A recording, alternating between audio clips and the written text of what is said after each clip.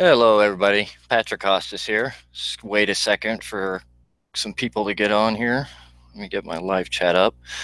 Once again, if you have any comments or questions or anything, please go ahead and send them via the live chat. Open it up here. All right.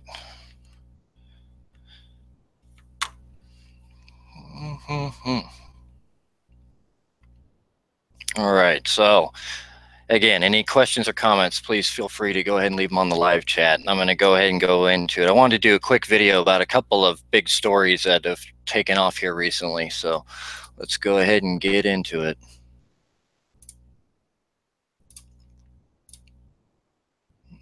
All right. So the biggest event that has happened here recently was obviously on July 4th, North Korea launched an ICBM, this intercontinental ballistic missile. This is a huge advance in their missile program. It was kind of the logical next step as far as their testing program goes. It was going to be something along these lines, but this is a massive escalation. They don't even, the U.S. military doesn't even have a name for the missile that they use because we were caught by surprise on it. I mean, it's not real hard in such a closed-in police state like North Korea to keep things like this secret, but still, it's unpleasant. The missile, they believe, has a range of around 6,700 kilometers. I mean, it could easily reach Alaska, possibly Hawaii. It's not a it's not good. And also on top of that, it's also on a mobile launcher, which makes it almost impossible to track. Or, if we wanted to take it out preemptively, it would be really hard because you don't know where these things are. We have no idea how many they have. The next progressive step would be a miniaturized nuclear warhead that would be able to fit on one of these missiles, which I'm sure I wouldn't be surprised if they haven't already developed that. If not, they have to be very close to it. China released a statement today through their ambassador. It said, if tension only goes up, then sooner or later it will get out of control and the consequences would be disastrous. I found that very ironic coming from China, since this mess is all of their making. On the plus side, it's beginning to look like President Trump's figuring out China's not going to fix our problems for us. As a matter of fact, they're not even going to help us at all, it looks like, because their trade with North Korea has actually gone up. So I think perhaps Trump's been cured of the illusion that somehow the Chinese were actually going to do away with their client state for once and for all. I don't see that happening. And there's a few other things. There's a couple other issues tied into that I'll get to in a second. But also today, the United States military and the South Korean military released a joint statement where they said self-restraint, which is a choice, is all that separates armistice and war. So I would have to say, and this is my opinion, I would have to say that this is the closest to war that we've been at probably since the armistice was signed. Because we're talking nuclear weapons now at this point. They've developed an ICBM. There's absolutely no reason to believe that they can't reach out and touch us if they want to. It looks like, and part of those other issues that I was talking about that are wrapped up in with China is going to be the South China Sea and Taiwan.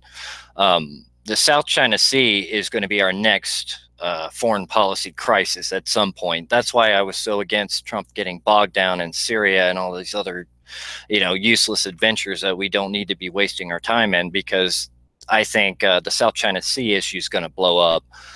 There's at least three or five, there's multiple islands out there, but there's at least three, or I think there's either three or five, I'm not sure, but they're built up islands that the Chinese have built out there and placed weapon systems on. I mean, some of them have advanced radar, the airstrips, missile systems, everything on there. Obviously, they're planning on staying there. And this is right in the middle of international waters, and I believe it's like a third of the world's trade goes through that route.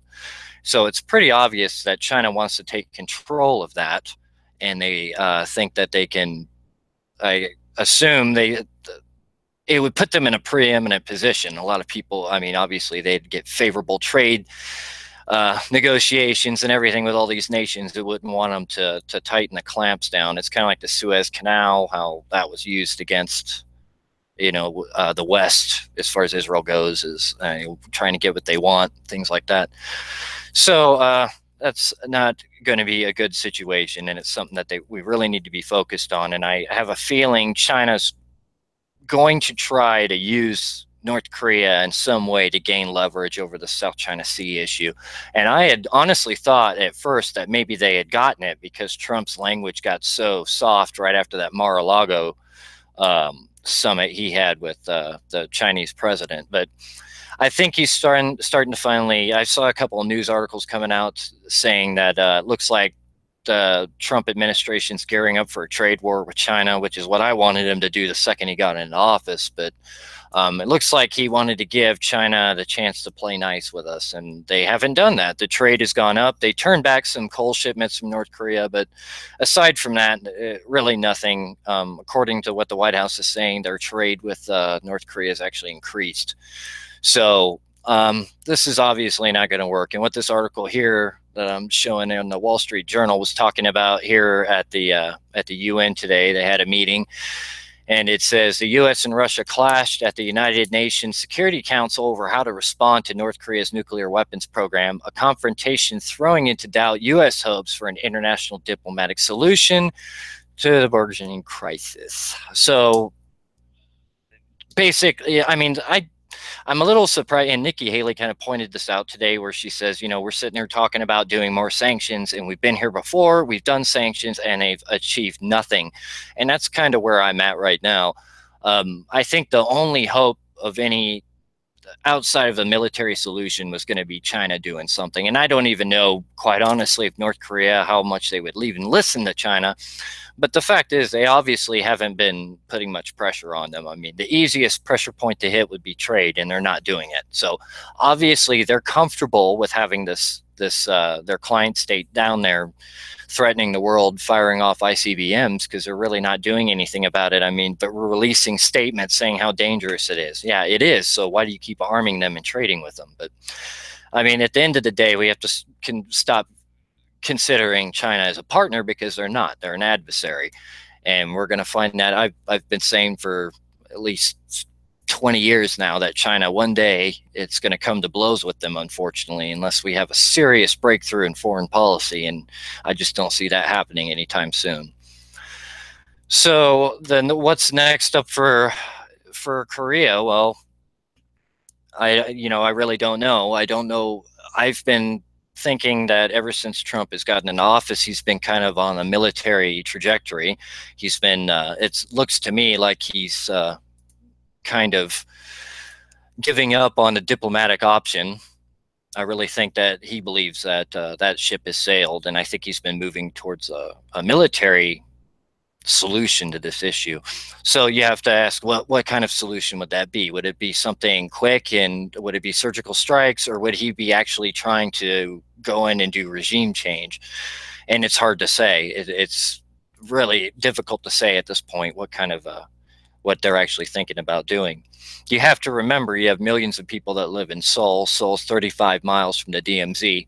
All those artillery tubes are pointed right at it. Now, granted, a lot of them could not be functional, or the maintenance could be not kept up or something, but you're still talking a few, estimates are a couple million casualties, in a day. We have to take that seriously. So there is absolutely no easy solutions to this issue. Now we're dealing with not just a nuclear power, we're dealing with one that has an ICBM that can really reach out and touch us. And the situation is just getting progressively worse. And like I said, I feel like they probably already have a miniaturized nuclear weapon that they could put on one of these missiles. I don't think, even if they don't have it right now, they will have it shortly. So every day we waste, they get stronger, is a fact. And I'm really not a fan of war, and I really don't want to see it come to that, but I just don't see very many diplomatic options out there. Maybe Russia could get involved and try something, I guess, like they did in Syria. But it seems to me any of these involvements or band-aids are just going to kick the can down the road, and then we're going to have to deal with a much stronger North Korea at some point. So I don't think it's a good idea. I think we're going to have to bite the bullet at some point. I hate to say it, but we all have to remember, though, the North Koreans are the ones deciding this. It's not the West, it's not the United States, and it's not South Korea. It's nobody else. They're the ones making this decision. Now, granted, they're extremely paranoid because they've seen the way that the United States deals with dictators and wants out of power. And a lot of our interventions in the past have given this lesson to every dictator on earth that if you want to stay in power, you better arm yourself to the teeth and have nukes, chemical weapons, and all those nasty things that we in the West don't like. And yeah, North Korea learned that lesson well. And they've armed themselves to the point where it's kind of like you're damned if you do and you're damned if you don't. But at this point, the damage is only getting worse. I mean, like I said, every day they're getting stronger. So I feel that we're not far off from a military strike, and I wouldn't be surprised if I woke up tomorrow and found out that we'd hit some targets over there. The real question is going to be how the North responds. If we go in there with tactical targeted strikes, it's going to be really interesting to see how the North responds, because possibility is they respond with a full-scale barrage at Seoul, or and that's the situation. It'll be disastrous. It will be absolutely horrible. It'd be the worst war. It would make Iraq and all those look like miniature skirmishes compared to the casualty rate that you'll see there. And you have to remember, there's thousands of U.S. troops there, around 30,000 last I heard, in that area too. So we're going to take huge casualties there, and the South Korean people are going to take huge casualties. The fact of the matter is, North Korea can start a war, it just can't survive one. So the real question will be, how crazy are they? Now, I got a question here about on the live feed about the conflict in Yemen. Now, that's a really good question. I'm glad you brought that up. I'm really conflicted on that situation in Yemen. So you have a group of folks there, Shias, that are rebelling against the government there. And the government's fairly unpopular there. And I don't have all the terms down. Sorry, I haven't followed up on Yemen as good as I have. But what I have focused on a lot is the Saudi Arabian part of that commitment over there. The Saudi, and I actually looked this up today, the Saudi Arabians have killed an estimated 35,000 people with their bombing of Yemen in this Yemen war of theirs. And we all remember the billions of dollars, arms deal that Donald Trump is just giving them. And, so it's becoming this.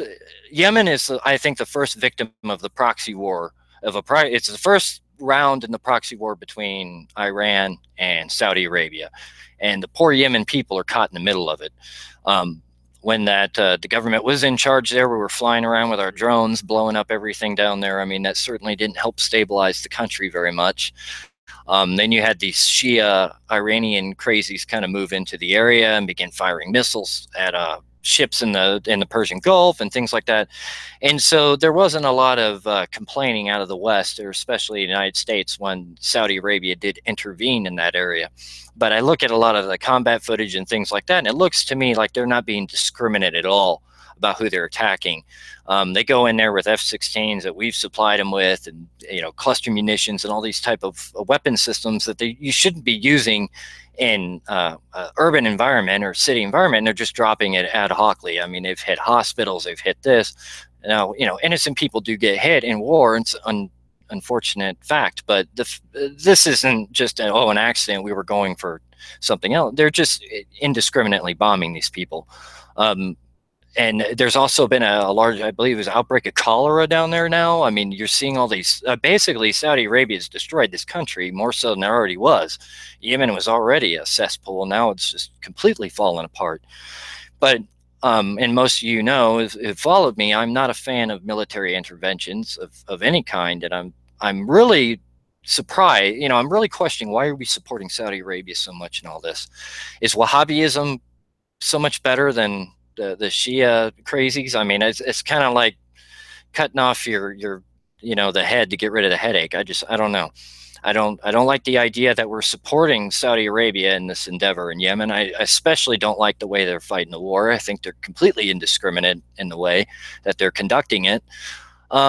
And I feel really bad for the poor people that are caught in the middle of it, just like the poor people are caught in Syria and everywhere else. I mean, they're unfortunately pawns of much bigger powers in that region.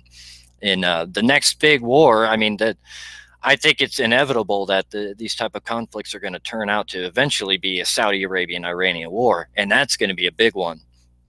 And when that happens, you can look for Russia should be supplying the Iranian weapons, and you can look for us, obviously, to be supplying the Saudi weapons. So you know what that means is they won't run out of ammo. So that'll last for quite a while, and it'll be very destructive war. And I think that's inevitable. Donald Trump with, or forgive me, with a Barack Obama with his little nuclear deal and that massive infusion of funds that went into Iran is definitely going to fund their Shia jihad against Saudi Arabia and Wahhabism. Yeah, and Al-Qaeda in the Arab Peninsula. Yep, another comment in here about AQAP. That's Al-Qaeda affiliates that are down there in the Yemen area, and Flinty's saying that we should be bombing them a lot more, and that's exactly right. I think, you know, and this goes back a long ways. If you go back into, you know, the invasion of Afghanistan, we didn't finish the job there. We took our eyes off the ball and shifted everything to Iraq, and then that got all immersed in that quagmire, and it went on from there. We tend to do this with conflicts. We start off strong, and then we get bored, and we forget to finish the job or punish the real enemy, or you forget who the real enemy is. Al-Qaeda is the ones responsible for starting this war in September 11, 2001, so they should definitely be our #1 targets, right up there with ISIS, especially since they're both threats to our stability, or to our, you know, the American people, so they need to go. I agree with that. So perhaps instead of supplying these weapons to the Saudis so they can bomb more innocent Yemenis, how about maybe we should be doing our own intelligence work there and hitting the Al-Qaeda targets there? I wouldn't have a problem with that. As far as military interventions go, I don't have a problem with attacking ISIS and Al-Qaeda. Those are stated threats that we have to deal with, and I have no problem with that. So there's another story. It's not near as serious as this North Korea one, but I wanted to kind of go into it because it's important, and it's on a topic that I've covered a few times. And like I said in the title of this video, the two enemies of the United States, here's another big one. And it would be our good friends at CNN. So I don't know if you've heard about that. I had to do a double take when I was at work this morning. I saw this come through my news feed. I looked at it, and I had to read it like 3 times because I was like, is this serious? So most of you are aware of this video that Donald Trump had tweeted out on his Twitter, and it basically shows him beating up. Yeah, she basically shows him beating up like looks like a CNN logo superimposed over the guy. And it's like, oh, funny, you know, because they were having a fun. So here's a tweet from CNN. So apparently CNN tracked down the guy who made this tweet, actually, who is Han A-hole Solo, who apparently, I'll just read you the story. It says, CNN is taking heat for threatening to publish the identity of a private citizen who posted a video lampooning the network. Redditor Han A-hole Solo is credited as the creator of a clip showing President Trump beating up a man with a CNN logo superimposed over his face, which the president then tweeted on Sunday morning. And in response, CNN and its MSM brethren caught the vapors with pundits accusing the president of inciting violence against journalists. Oh my God. So of course they went that route with it. While the White House said the video didn't come from Reddit, CNN's Andrew Kaczynski or whatever went on a deep dive uncovering now deleted posts from Han A-hole Solo, which the network deemed offensive. CNN deemed it offensive.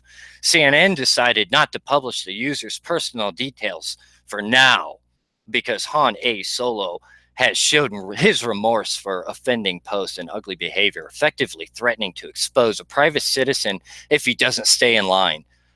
Yeah, this is why that hashtag CNN is ISIS is around. It's because of crap like this. Who the hell do these people think they are? They literally think that it's their job. You know, they can go around and threaten us, but it gets better. So, and this is another article about it. Did CNN's Chris Cuomo break the law when he sent the now deleted tweet? So this goes, earlier this morning, CNN host Chris Cuomo tweeted out, then promptly deleted a message asking whether he should reveal the names of the Reddit user who made the now infamous Trump CNE wrestling video.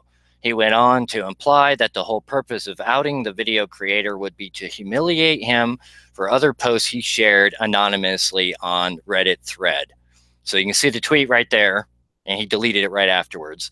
Cuomo's tweet seems to mimic a similar threat made by CNN's Andrew Kaczynski, or whatever the hell his name is, that was released earlier this morning.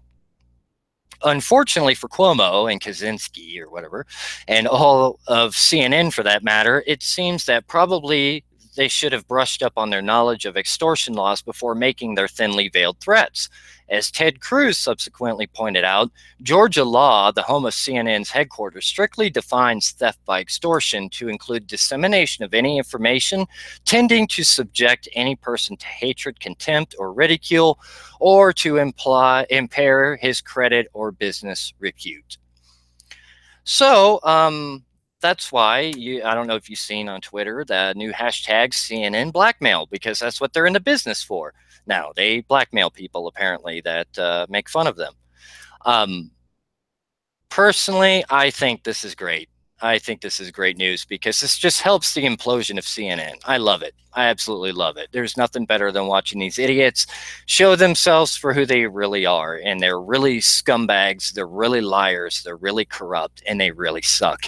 And now their viewership, I just looked it down, 900,000. So it's under 1 million. I mean, it's going to be to a point, YouTube channels get more traffic than all of CNN. So we just have to keep it up, and they're gone forever. And they're just doing it to themselves. All we have to do is just give them the rope to hang themselves. These people are so delusional and so out of touch with with reality. They're just offing themselves. So, you know, if there's any good news out of today, it looks like CNN's on the way to committing suicide. So that'll be good. It'll be less fake news, more truth in the world. So I look forward to that happening. I got another live chat message here. Is it possible to take out all of North Korea's ability to make a retaliatory strike? Is it just inevitable that would not have enough intel to do this? You know, when I was stationed there, that was something we were concerned about a lot of the time. I mean, how effective would we be able to be in a first strike? I think if we went full force, you know, with a lot of bombers using our nuclear subs, not nuclear weapons necessarily, but the cruise missiles and things like that, we could take out a large portion of their conventional threat and some of their chemical threat. I think you could, but you would never be able to take it out all the way. I mean, they have had over 50 years to dig these things into mountains and to carry, you know, they're covered in bunkers and you can wheel them out, and they have tunnel entrances and hidden entrances. It's a very, they've been preparing for this for a long time. Their whole life is dedicated to warfare. If you ever see, you know, the videos of North Korea, it's just all they're fascinated with is war, war, war, and, you know, battle and this and that. So they've been prepared, and they're very, you know, these are very well prepared positions, and I just don't think that we'd be able to take all the sting out of them with just, you know, in one strike. I think unfortunately Seoul would get hit. And you have to also consider, I mean, a lot of, you know, there's another threat here that a lot of folks have. I haven't heard a lot of American media talk a lot about it, but when I was stationed in Korea, a lot of the times we were told, you know, be careful of who you talk to off base, because there's a lot of Korean double agents, or a lot of North Koreans will, you know, infiltrate into the country. I mean, they can get into multiple different ways and just show up, and they have fake documents and, oh, I'm a South Korean citizen. Well, in truth, they're kind of a, you know, I guess you could say an equivalent like to the Viet Cong, I guess, during the Vietnam War, like little hidden agents out there. So, you know, if there was some sort of a conflict, I'm sure they would activate these agents. And sometimes they would actually send messages to their agents in the South, because they had radio stations, and they would make it real obvious when they were sending messages to their, you know, a lot of it. I mean, they were probably, I mean, who knows what the actual numbers are, but I'm sure they do have agents down there. So even if you do hit them, you know, that way, they're still going to be able to cause damage to the South. I mean, sleeper agents and sympathizers and things like that. So, and you're looking at, you know, the potential for an asymmetric war. I mean, hopefully it would be more the South Koreans. If we do end up having to go into North Korea with troops, it would be much better if it was South Koreans going in than us, but I don't know if that would be possible. And then you could be looking at a guerrilla war that could last generations, and that could be, you know, devastating. It's just, there's a lot of unknowns. You know, that's why war is so horrible, because you're opening up every god awful option you can imagine. And so that's kind of where we're at. So no, I don't think there's a way we could wipe them all out in one fell swoop. I think it's going to be messy no matter how you do it. It's just going to be degrees of loss, and trying to make them lose more than we do or South Koreans do. But I don't see a happy ending to this. But I want to try to end on a positive note, though. Let's try to end on the positive note that CNN is destroying itself. So let's try to end on that positive note, and we'll hope for the best with North Korea. I wanted to let everybody know I started another YouTube channel. It's called War Tracker, just regular war and tracker, like you're tracking it. And all it's going to be, it's more of an anti-war thing actually, but I'm trying to show the realities of war. So I look up a lot of the news clips of like Yemen and the Philippines and things like that, and I try to put the actual footage of what's actually going on there on the ground. You know, for a lot of us, you know, safe in America or something, it's very alien to us. So I think it does us good to remember, you know, that's how horrible war is, and how god awful it can be.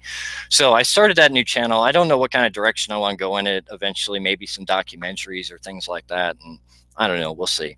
I'm still working on that big documentary. I'm working on the rise and fall of ISIS. That's going to be a long one. I'm aiming for like 4 hours to do 2 parts, so we'll see.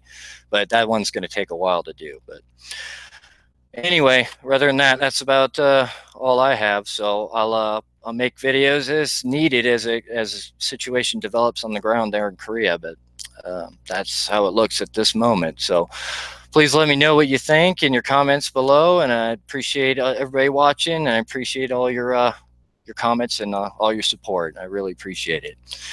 All right, this has been Patrick Costas.